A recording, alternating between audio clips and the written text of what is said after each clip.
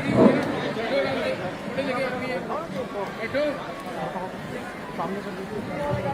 we are requesting all our students, please take your seats, settle down हो जाए। हमारे सभी छात्रों से अनुरोध है कृपया बैठ जाएं। आप जब सर यहाँ पर मौजूद हैं तो थोड़ा सा शोर तो होना चाहिए। शोर हो जाए। बैठ जाइए आप लोग। देखिए, आप जब यहाँ कन्वोकेशन में आए हैं तो आपने बहुत मेहनत करके पढ़ाई किया होगा और आप सब जान रहे हैं कि कितनी मेहनत से आपको ये डिग्री मिली है। लेकिन जरा उस इंसान के बारे में भी सोचिए जिसने एक एक ईंट जोड़ के इस कॉलेज की स्थापना किया हो। तो हम धन्यवाद देना चाहेंगे राजेश सर जी का, जो इस मेडिकल कॉलेज ग्रुप के चेयरमैन हैं। उन्होंने अथक प्रयास और एक बड़े सामान्य परिवार से आके यहाँ तक उन्होंने इस कॉलेज को लेकर आया और इस कॉलेज की ग्रुप ऑफ इंस्टीट्यूट की सेक्रेटरी मैम रूबी कुमारी मैम, जिन्होंने हर मुसीबत में साथ दिया और छोटे से लेकर यहाँ तक आने में बड़ा योगदान है उनका। मंच पर उपस्थित माननीय विधायक जी रोमित जी, आपका बहुत बहुत धन्यवाद।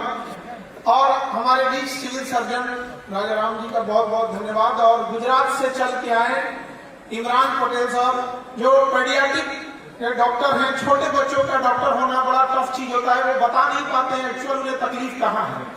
बड़े लोग तो बता देते हैं कि क्या तकलीफ है, उसको पेट खराब करेगा तो कान खुल जाएगा इसे। तो एक छोटे डॉक्टरों का आपने इतनी सेवा किया, बहुत बहुत अच्छा लगा हम लोग को। और अक्सर देखते रहते छोटे बच्चों को कैसे बाला फुसला कर उनका ट्रीटमेंट करना होता है। हम लोग के बीच प्रिंस नरोला जी, बहुत बहुत आपका भी अभिनंदन। और युविका जी, बहुत बहुत आपका भी अभिनंदन। और आप जितने लोग यहाँ आज कन्वोकेशन में आए हैं, आज से आपको एक नई जिम्मेदारियां मिल गई। अगर आपको लगता है कि आपको एक परिवार चलाने के लिए एक सर्टिफिकेट मिल गया है तो आप बहुत छोटी सोच रख रहे हैं। याद रखिएगा, एक व्यक्ति इस देश के लिए उतना ही जिम्मेदार है जितना इस देश के टॉप पर बैठे राष्ट्रपति हैं। हर व्यक्ति यदि अपने काम की जिम्मेदारियों को बेहतर ढंग से करने लगे तो इस देश को आगे बढ़ने से कोई नहीं रोक सकता है। कई बार हमें ऐसा सुनने को मिलता है कि कहीं वैकेंसी है कि नहीं, प्राइवेट जॉब में निकाल दिया जाएगा कि नहीं निकाल दिया जाएगा। हम आपको बताते हैं कि किसी भी जगह पे आप रहिए, चाहे प्राइवेट रहिए या गवर्नमेंट रहिए, अगर आप बेहतर ढंग से काम कीजिएगा ना तो टॉप मैनेजमेंट दिन भर दुआ मांगेगी ये इंसान छोड़ के ना जाए। यहाँ कोई भी संस्था हो तो आप ऐसा बनिएगा ना, ऐसा बनिएगा। आप किसी संस्था, जैसे हमारे बदन का नाखून है, बाल है, काट के आदमी निकाल देता है, तो जब किसी संस्था के लिए छोटा नाखून बन के रहिएगा तो शायद आपको कोई तब हटा दे। अरे बनना है तो उस संस्था के लिए दिल बन के रहिए, दिल की कोई निकाल ही ना सके आपको। किसी भी जगह पे आप रहिए तो लगे, डॉक्टर को कॉन्फिडेंस होना चाहिए कि मेरा नर्सिंग स्टाफ इतना बेहतरीन है कि ऑपरेशन थिएटर से निकलने के बाद आपके भरोसे छोड़ के अपने घर जा सकता है। एक डॉक्टर की बहुत जिम्मेदारी होती है। लेकिन याद रखिएगा, क्योंकि हम भी इधर हॉस्पिटल खोले तो हमें पता है कि अगर हमारा नर्सिंग स्टाफ बेहतरीन है ना, डॉक्टर साहब 2 घंटा बाद भी आएंगे तो मरने नहीं देगा, उसके अंदर इतनी काबिलियत होती है। तो वो जिम्मेदारी आप लोग हैं, अपने आप को कमतर मत आइएगा। क्योंकि देखिए, ऐसे जो अटेंडेंट होते हैं, मरीज को लगता है कि सारा ट्रीटमेंट डॉक्टर करते हैं। नो डाउट ओटी से निकला मरीज, आपका एडमिट हुआ, अब जरा सोचिए रात भर डॉक्टर साहब घर पे हैं, रात भर मरीज किसके भरोसे चल रहा है? वो आप लोग बनेंगे, आप लोग समझ में गया। और हमें कभी इस बात का दुख भी होता है कि जो रेस्पेक्ट एक नर्सिंग स्टाफ को मिलना चाहिए उसको अभी तक वो नहीं दे पाते हैं, ये हमें दुख है। खैर, आप लोग प्रयास कीजिए और इतना मेहनत से काम कीजिए, इतना बेहतरीन करिए कि लोग आपको भूल ना सके और कभी आए दोबारा दिखाने तो डॉक्टर के साथ साथ आपको भी खोजे वो मरीज क्यों कहाँ है जो हम जब एडमिट थे तो बड़ा सेवा किए थे। इस भावना से आप करिए यहाँ पर। आज जब आप इस कन्वोकेशन में आ रहे होते हैं तो याद रखिएगा, आप अब अपने काबिलियत के दम पर जाने जाएंगे। पहले जमाना था जब किसी के पास कोई काबिलियत वगैरह नहीं रहती थी तो लोग 16 श्रृंगार के बाद पीछे भागते थे। आज लगा दो 16 श्रृंगार को, तुम्हारा 17वां श्रृंगार तुम्हारे हाथ में है। आपकी पहचान आपके 16 श्रृंगार से नहीं, आपकी पहचान आपके 17वें श्रृंगार, आपकी शिक्षा से होनी चाहिए। वरना महात्मा गांधी गांधी के पास क्या था, एक धोती एक लाठी के दम पर आज पूरी दुनिया को दिखा दिए कि नहीं, इसी धरती से महात्मा बुद्ध एक साधु का रूप लेके आज पूरी दुनिया में चले गए कि नहीं चले गए यहाँ पर। तो ये मगध की धरती है, ये ज्ञान की धरती है। जब यहाँ से आए हैं तो खाली हाथ यहाँ से नहीं लौटिएगा। जब आप कहीं खड़े हो तो लोग आपकी काबिलियत को देखें, जब आप हॉस्पिटल में हो तो एक निगाहें उम्मीदों से देखें कि मेरे मरीज को, चाहे कोई भी रूप में मरीज भर्ती हो, बड़ा हो छोटा हो, उसे आप मौत के मुंह से निकाल के आते हैं। तो वो काबिलियत आपके अंदर होनी चाहिए। और आप जब यहाँ से जाएं तो जिस हॉस्पिटल, जिस मेडिकल कॉलेज, जहां पे भी आप ड्यूटी करें तो वहां बैकबोन बनते रहें, ताकि जब आप ड्यूटी पे आए तो वहां के सारे लोगों को समझ में आए कि भैया ये एक आदमी 4 आदमी के बराबर अकेले काम करता है। कामचोर का कहीं इलाज नहीं। इन लोगों का जो घड़ी देख के ड्यूटी करते हैं उन लोगों का कभी कोई इलाज नहीं। यहाँ से निकाले जाएंगे तो कहीं और जाएंगे, कहीं और जाएंगे, इसी में भागते ही रह जाएंगे। ऐसा काम कीजिए कि आपके पीठ पीछे कोई कहे, अकेले 4 आदमी का काम संभाल लेता है। और लड़का या लड़की वो गया जमाना, अब वही आगे बढ़ेगा जिसके पास 17वां श्रृंगार यानी शिक्षा है। बाकी अब वो जमाना गया कि आप कुछ भी करते चल रहे हैं। अभी बहुत जरूरी है और देश को आप जैसे लोगों की जरूरत है। आपने बहुत सारे लोग मिडिल क्लास से आए होंगे, कोई बहुत गरीब फैमिली से आया होगा। अब आपके सामने एक 2 जिम्मेदारियां हैं, एक परिवार को भी देखना है और सामने आपका प्रोफेशनल लाइफ भी है। दोनों को आपको मिला के चलना होगा। लेकिन सबसे जरूरी चीज जो है वो संस्कार होती है। आप पैसे से पढ़ लिख के बहुत आगे चले जाए, इससे कोई मतलब नहीं होता है। धन यदि गया गया न कुछ भी, स्वास्थ्य गया कुछ जाता है, सदाचार जो गया मनुष्य का समझो सब कुछ लुट जाता है। इसलिए सदाचार को कभी मत भूलिएगा। आपके बगल में बैठा इंसान को आभास न होना चाहिए कि वो गरीब है या अमीर है। कोई भी आपको चाहे जैसा भी है, आप मन से सेवा कीजिएगा। विद्यालयों में भी आपको यही शिक्षा दी गई होगी, यही सिखाया गया होगा कि जब आपके सामने कोई व्यक्ति आता है तो वो मुस्कुरा के जाना चाहिए। आए चाहे जैसे भी, उसको कभी भी उसकी हैसियत देख के उसके हिसाब से ट्रीट मत कीजिएगा। आप सोचिएगा मेरे सामने जो भी आया है उसको बेहतर ढंग से शिक्षा देनी है। यहाँ पर अभी हम देख रहे थे यहाँ पर कि जब कन्वोकेशन हो रहा था तो टॉपर्स की लिस्ट में बहुत सारी लड़कियां आ रही थी। इतना खुशी होता है कि लड़कियों ने उस वीडियो को काट दिया। जब उनको केवल सुंदरता के हिसाब से देखा जाता था, अब उनको उनकी काबिलियत के हिसाब से देखा जाएगा, चाहे उनको किसी भी फील्ड में हो। और जिस तरह से लड़कियां टॉप कर रही हैं, हमको डर इस बात का लगता है कि आने वाले 25-30 साल में कहीं लड़कों को आरक्षण न देना पड़ जाए कि भैया बहुत आगे निकल गई सब यहाँ पर। और ऐसे ही आगे बढ़िएगा। याद रखिए लड़की लोग, हम आप सबसे कहते हैं कि हाथ फैलाना बंद करिए, अपने से छीनिए। अधिकार कभी मांगने से नहीं मिला है, छीन लेना पड़ता है। चाहे जैसे भी दिखे, आजादी भी हमें भीख में नहीं मिली थी, आजादी भी हम मांग के नहीं लिए थे, छीन के लिए थे आजादी। उसी तरह से आपको भी अपना हक आपको मिलेगा। और ये छीनने के लिए हथियार की जरूरत है, वो है शिक्षा। दुनिया का कोई भी हथियार है, इसमें गोली बंदूक खत्म हो जाती है। किसी भी बंदूक को देखिए, AK-47 देखिए, पिस्टल देखिए, उसकी गोलियां कुछ समय बाद खत्म हो जाती है। लेकिन शिक्षा एक ऐसा हथियार है जिसकी गोली कभी खत्म नहीं होगी और ये किसी मेटल डिटेक्टर में पता भी नहीं चलेगा। सीधे लेके अंदर जाइए, चाहे जहां भी जा सकते हैं। और उस शिक्षा के दम पर अपनी उस बुलंदी पर जाइए और अपने परिवार को संभालिए। और वो गया जमाना जब बहन मांगती थी भाई से कि भैया हमको ये स्कूटी दिला दो, पापा हमको ये सामान दिला दो। आप अपने काबिलियत में जाइए और अपने बड़े भैया से और अपने पिताजी से कहिए इस बार हम आपको आपके पसंद की चीजें दिलाएंगे।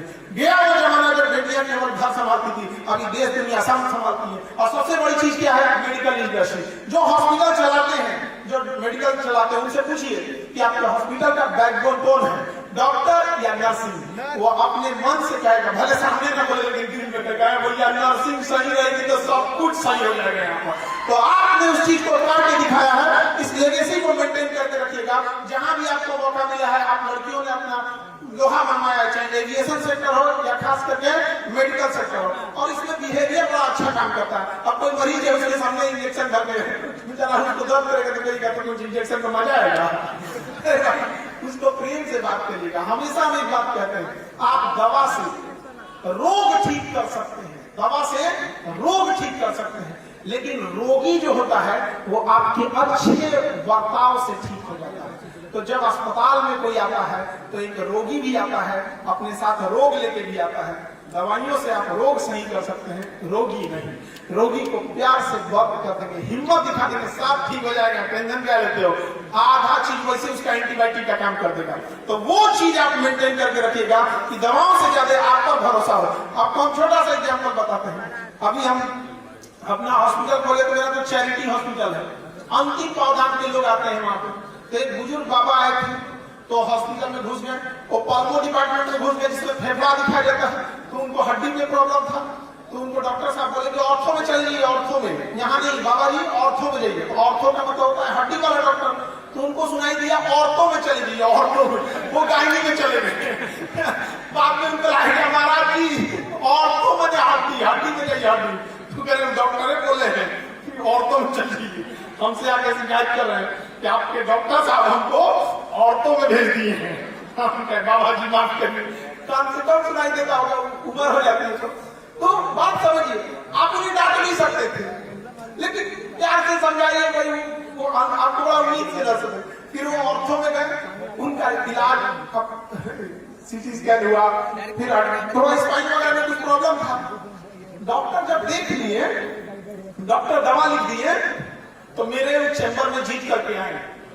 तो बुजुर्ग थे तो लोगों ने कहा भैया मिला भी उनको, तो हम मिले तो हमको रसीद दिखा रहे हैं और जिसके दवाओं का प्रिस्क्रिप्शन लिखा था, और हमसे कह रहे हैं कि देखिए तो ठीक लिखे हैं कि नहीं डॉक्टर साहब। भैया हमारे यहाँ डॉक्टर नहीं है, वो बेस्ट डॉक्टर है भैया, एमडी किए हुए वही देखेंगे। कहने का मतलब समझिए, हम डॉक्टर के लिए उनको नहीं पता है, लेकिन उनको ये पता है कि आदमी मेरा बात सुन लेंगे, कहीं इनको हम दिखा लेंगे तो उनका सीधा जांच नहीं लिखा जाएगा। तो ये भरोसा होना चाहिए, हमारी डिग्री देख के नहीं। वो हमको लगा था कि उनको लगा था कि आदमी को भरोसा है, फालतू जांच नहीं लिखने देंगे।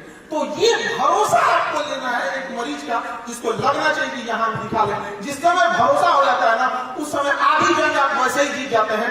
बचपन में सोचिए, जब आप छोटे रहे होंगे, कोई दौड़ाता होगा आपको पीटने के लिए, या गांव में मान के चले किसी को कोई कुत्ता दौड़ा दिया, छोटा बच्चा से वो कुछ दौड़ा दिया, आंख बंद करके भागता है अपने पिता के पास। रीजन क्या है?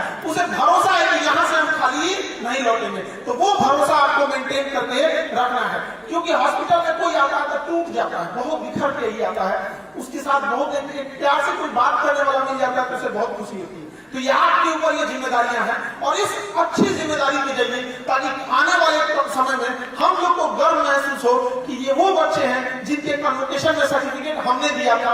आपकी कामयाबी कितनी ऊंची होनी चाहिए कि केवल आपका परिवार नहीं, आपका गांव, आपका जिला गर्व करे आपके ऊपर कि हमारे यहाँ के ये बच्चे हैं, हमारे कॉलेज के ये बच्चे हैं। इस कॉलेज में याद रखिएगा, किसी भी स्कूल या कॉलेज में हजारों बच्चे एडमिशन लेते हैं, हजारों चले जाते हैं, लेकिन कुछ बच्चे ऐसे होते हैं जो अपनी कामयाबी के दम पर उस कॉलेज से रिश्ते हमेशा के लिए बना लेते हैं। वैसे ही हम आपसे कहना चाहेंगे कि आपकी कामयाबी इतनी ईमानदारी से काम कीजिएगा कि आपके जो रिश्ते हैं हमेशा के लिए बने रहे, और हमेशा संस्था आपको याद रखे और आपके एग्जाम्पल के तौर पर दे कि ये डॉक्टर, ये नर्स, ये यहाँ की स्टाफ, ये हमारे यहाँ से पढ़े लिखे थे यहाँ पर, और ये आप कर सकते हैं। आपने इतनी मेहनत से पढ़ाई की, और पढ़ाई इतना आसान नहीं होता है। हम शिक्षक हैं, हमें पता है कितनी तकलीफ होती है एक बच्चे की जिम्मेदारियों में। हो सकता है कि बहुत सारे लोग ऐसे होंगे जिनकी घर की फाइनेंशियल स्थिति ठीक नहीं होगी, ऐसे सबके ऊपर जिम्मेदारियां होती है। हम लोग के ऊपर भी कौन सा, हम लोग कोई राजा घर के थोड़े थे, ना हमको इधर पढ़ाना था, हमको जाना था जेसीबी सीख के हम विदेश जाने वाले थे, तो जेसीबी सीख लिए थे, वेल्डिंग मारना सीख लिए थे, लेकिन उस समय पासपोर्ट इतना जल्दी से नहीं बनता था।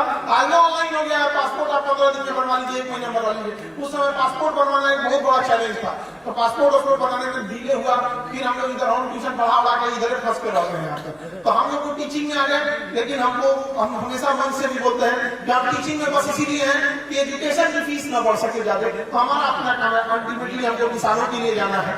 अभी हॉस्पिटल जब हम लोग खोले, बहुत चैलेंज देखने को मिला, हम लोग बहुत चैलेंज।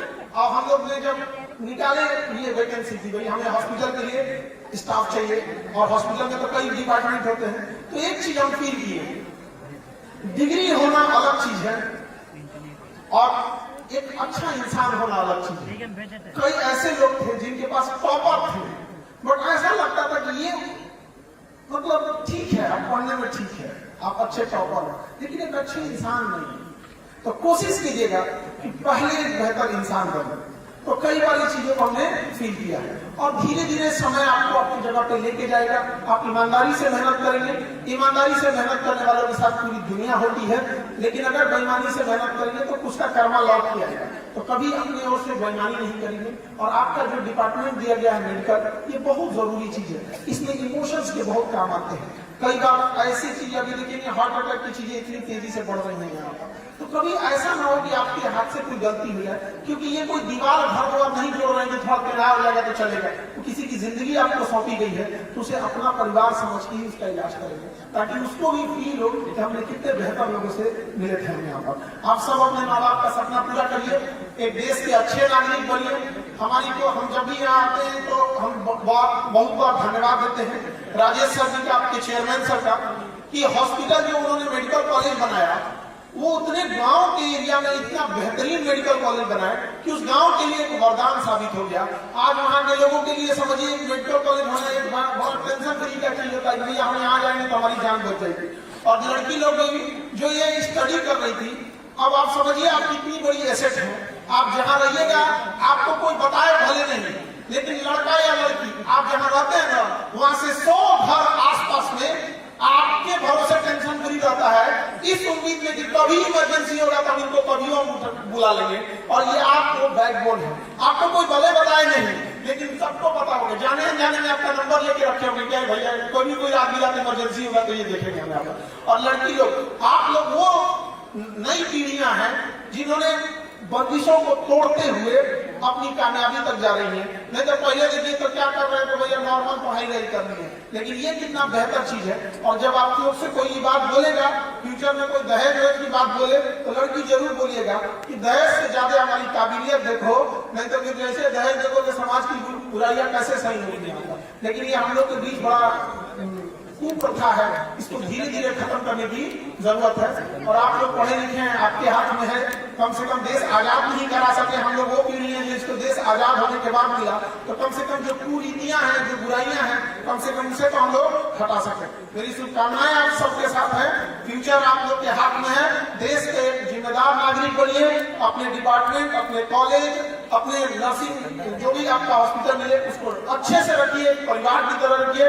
ढेर सारी शुभकामनाएं आपको, आपका भविष्य उज्जवल हो। धन्यवाद, बहुत बहुत धन्यवाद सर आपका। सर एक जोरदार ताली हो जाए आप सभी लोगों की तरफ से, भाई तालियां जोरदार होनी चाहिए। सर ने बहुत ही बेहतरीन बात बोला है, बहुत ही प्यारी प्यारी बात बोली है। और आप पारी है हमारे बीच यहाँ पर जो